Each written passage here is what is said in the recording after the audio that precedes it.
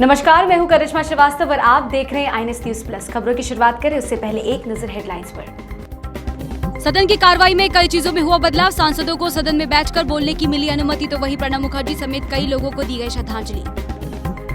किसानों के लिए लाए गए अध्यादेश बिलों को लेकर विरोध तेज। कांग्रेस ने इस बिल को किसानों की आमदनी पर प्रहार बताया, तो वहीं जंतर मंतर पर किसानों ने किया प्रदर्शन। ड्रग्स केस में एनसीबी की मुंबई से लेकर गोवा तक ताबड़तोड़ छापेमारी। शौविक के बाद शौविक के दोस्त को किया गिरफ्तार। अनुज केशवानी ने अपनी पूछताछ में किए खुलासे। कोरोना महामारी के दौर में सदन की जब शुरुआत हुई तो आज बहुत कुछ बदला नजर आया। सत्र शुरू होने से पहले पूरे सदन परिसर को सैनिटाइज किया गया। प्रधानमंत्री नरेंद्र मोदी भी मास्क लगाकर सदन पहुंचे। साथ ही सभी सांसदों ने सोशल डिस्टेंसिंग का पूरा फॉलो किया।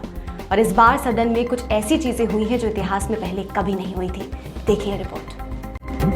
लोकसभा के इतिहास में पहली बार मॉनसून सत्र में लोकसभा की कार्यवाही में भाग लेने वाले सांसदों को अपनी सीटों पर बैठकर बोलने की अनुमति दी गई और अधिकतम डिजिटलाइजेशन किया गया है। सांसद जब लोकसभा पहुंचे तो उपस्थिति ऐप के जरिए लगाई है। सांसदों ने अपने मोबाइल का इस्तेमाल किया।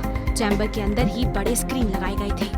वहीं केंद्र सरकार ने सोमवार को अनुदान की अनुपूरक मांगों के पहले बैच के तहत 2,35,852 करोड़ रुपए के अतिरिक्त खर्च के लिए संसद से मंजूरी मांगी। वित्त मंत्री निर्मला सीतारमण ने वित्तीय वर्ष 2020-21 के लिए लोकसभा में अनुदान की अनुपूरक मांगे पेश की। राज्यसभा की कार्यवाही की शुरुआत नव नियुक्त सांसदों के शपथ ग्रहण के साथ हुई। शिबू सोरेन और बीजेपी के सैयद जफर इस्लाम समेत कई लोगों ने शपथ ली। कोरोना महामारी के बीच शुरू हुए सत्र को लेकर काफी एहतियात बरते जा रहे हैं। इससे पहले सभी सांसदों का कोरोना टेस्ट भी करवाया गया। इसमें से 18 सांसदों की कोरोना रिपोर्ट पॉजिटिव आई है। Bureau report INS TV. किसानों के लिए मोदी सरकार की ओर से लाए गए अध्यादेश को लेकर अब विपक्ष लगातार मोदी सरकार पर हमलावर है। इसी को लेकर अब कांग्रेस ने भी मोदी सरकार पर निशाना साधना शुरू कर दिया है।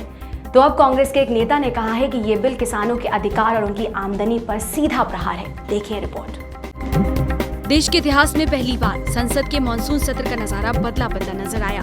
सत्र में प्रश्नकाल नहीं होगा, जिसका विरोध विपक्ष लगातार करती आ रही है। इसके साथ ही संसद में बीजेपी सरकार की तरफ से लाए किसानों के लिए अध्यादेश का कांग्रेस ने विरोध किया और कहा कि ये किसानों को सपोर्ट करने वाला बिल नहीं, बल्कि बड़े बड़े उद्योगपतियों को लाभ पहुँचाने वाला बिल है।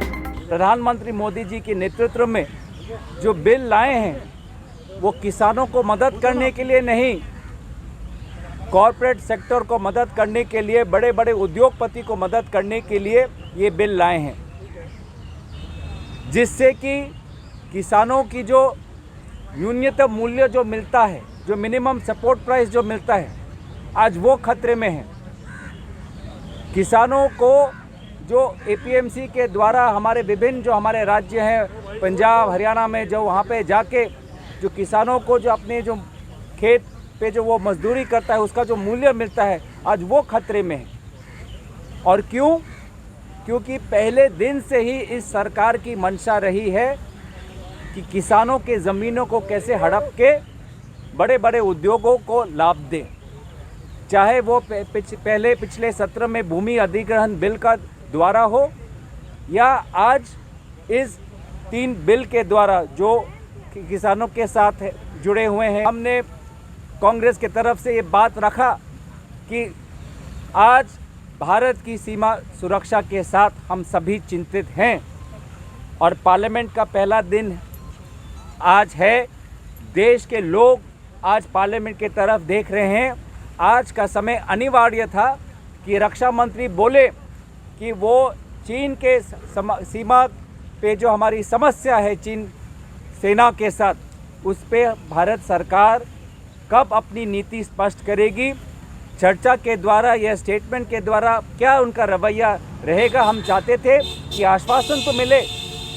रक्षा मंत्री स्वयं आज लोकसभा में थे, एक आश्वासन तो मिले कि केंद्र सरकार इस चीन के मामले को लोकसभा में कब उठाएगी, राज्यसभा में कब उठाएगी, पर इससे भी वो पीछे पड़ गए।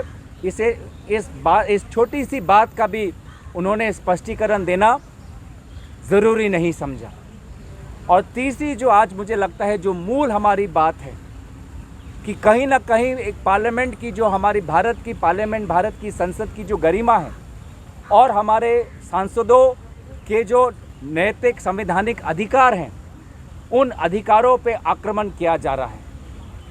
क्योंकि प्रश्नकाल आज ऐतिहासिक रूप से आज प्रश्नकाल को जिस एक मुझे लगता है कि एक बनावटी कारण के द्वारा आज प्रश्नकाल को जिस प्रकार से स्थगन किया जा रहा है, ये उचित नहीं है। बहरहाल संसद का मानसून सत्र काफी घमासान भरा होने वाला है। विपक्ष सरकार को कई मुद्दों पर घेरने की तैयारी में है। Bureau report INS TV। सरकार की ओर से किसानों के लिए लाए गए 3 अध्यादेश के खिलाफ अब विरोध प्रदर्शन जारी है। आज दिल्ली के जंतर मंतर पर कई किसानों ने वहां पर प्रदर्शन किया। हालांकि इस प्रदर्शन को दोपहर में ही खत्म करा दिया गया था। इस प्रदर्शन में योगेंद्र यादव समेत कई किसान मौजूद थे। देखिए रिपोर्ट। मॉनसून सत्र के पहले दिल्ली में सांकेतिक प्रदर्शन करने पहुंचे किसान संगठनों ने ऐलान किया है कि वो अब 3 कृषि अध्यादेशों के खिलाफ गांव-गांव प्रदर्शन करेंगे। योगेंद्र यादव की अगुवाई में जंतर मंतर पर किसानों ने विरोध प्रदर्शन किया। अखिल भारतीय किसान संघर्ष समन्वय समिति के धरना प्रदर्शन में काफी किसानों ने हिस्सा लिया। अपनी मंडी अपना दाम, जय जवान जय किसान, कॉर्पोरेट भगाओ देश बचाओ, किसान विरोधी कृषि अध्यादेश वापस लो, किसान विरोधी कृषि अध्यादेश वापस लो के बैनर पोस्टर लिए ये लोग किसानों के लिए लाए जा रहे 3 अध्यादेशों का विरोध करने के लिए जुटे हैं और यहाँ पहुंचकर अपनी आवाज बुलंद की। ये सरकार ऐसे 3 कानून ला रही है जो सिर्फ आज नहीं, किसान की आने वाली पीढ़ियों पर असर डालेंगे। आज ही संसद के अंदर जब हम इस वक्त यहाँ बैठे हैं, इस वक्त लोकसभा में वो 3 अध्यादेश जो जारी किए गए थे, उन्हें एक कानून के रूप में अभी इंट्रोड्यूस किया जा रहा है और हम यहाँ खड़े हैं, हम यहाँ बैठे हैं एक सांकेतिक रूप से कहने कि ये मत समझो कि तुम जो खेल खेल रहे हो उसे किसान देख नहीं रहा, देख रहा है। जंतर मंतर पे हम बैठे हैं और देश के अलग अलग जगह पे और इंडिया किसान संघर्ष समन्वय समिति की तरफ से देश भर में किसान बैठे हैं अपनी असहमति दर्ज करवा ये कहने कि ये अध्यादेश आप कोरोना काल में चोर दरवाजे से लेके आए, किसी किसान संगठन से कोई राय नहीं। विरोध कर रहे किसानों ने सरकार से कृषि अध्यादेश वापस लेने, पेट्रोल की कीमतें आधी करने और प्रस्तावित बिजली बिल कानून को वापस लेने की मांग की। Bureau report INS TV।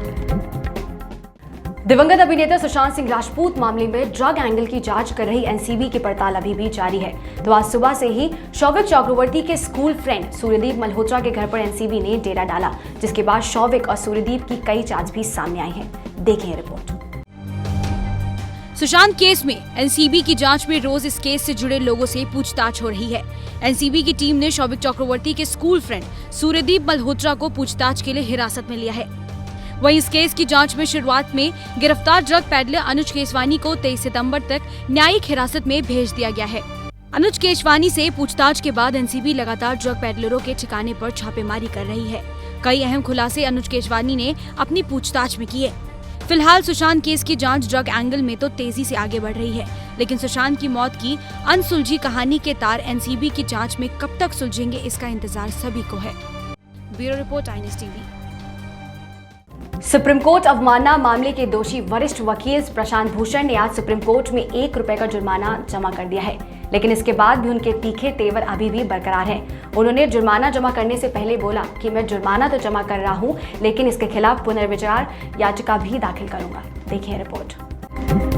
देश के जाने माने वकील और कार्यकर्ता प्रशांत भूषण को पिछले महीने सुप्रीम कोर्ट ने अवमानना का दोषी ठहराया था और 1 रुपए का जुर्माना लगाया था। उसी मामले में प्रशांत भूषण 1 रुपए की जुर्माना राशि भरने के लिए सोमवार को सुप्रीम कोर्ट की रजिस्ट्री पहुंचे। प्रशांत भूषण ने जुर्माने की राशि जमा कर दी है। उन्होंने ड्राफ्ट के जरिए राशि का भुगतान किया है। जुर्माना जमा करने से पहले उन्होंने कहा कि जुर्माना जमा करने का ये मतलब नहीं है कि हमको सुप्रीम कोर्ट का फैसला स्वीकार है।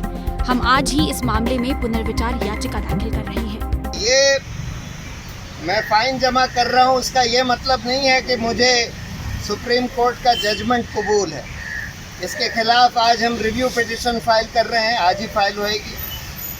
और साथ में 2 दिन पहले मैंने एक रिट पिटिशन फाइल करी है कि ये तो फर्स्ट कन्विक्शन है ओरिजिनल कोर्ट का, सुप्रीम कोर्ट ही इसमें अक्यूज़र था, प्रोसिक्यूटर था, जज था, और इसके खिलाफ एक अपील होनी चाहिए, क्योंकि वो धारा 21 यानी कि right to life and liberty का हिस्सा है एक अपील होना क्रिमिनल कन्विक्शन के खिलाफ। इसलिए इसके लिए एक अपील क्रिएट करी जाए इसी कोर्ट में, बड़ी बेंच के सामने।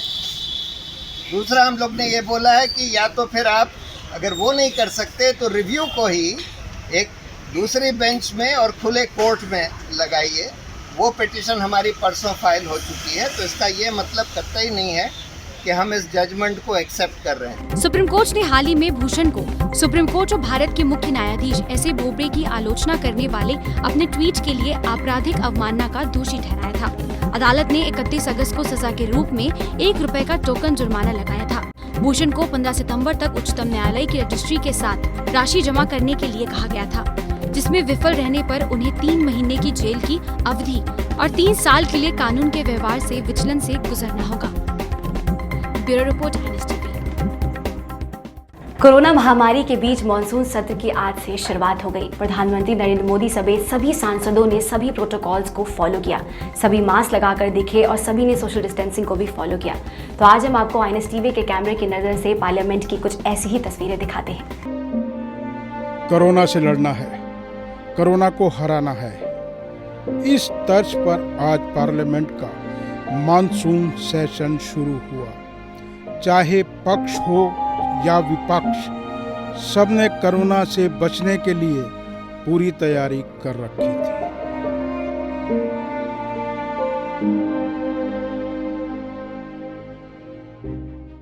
तो आज के बुलेटिन में बस इतना ही। इजाजत दीजिए, नमस्कार।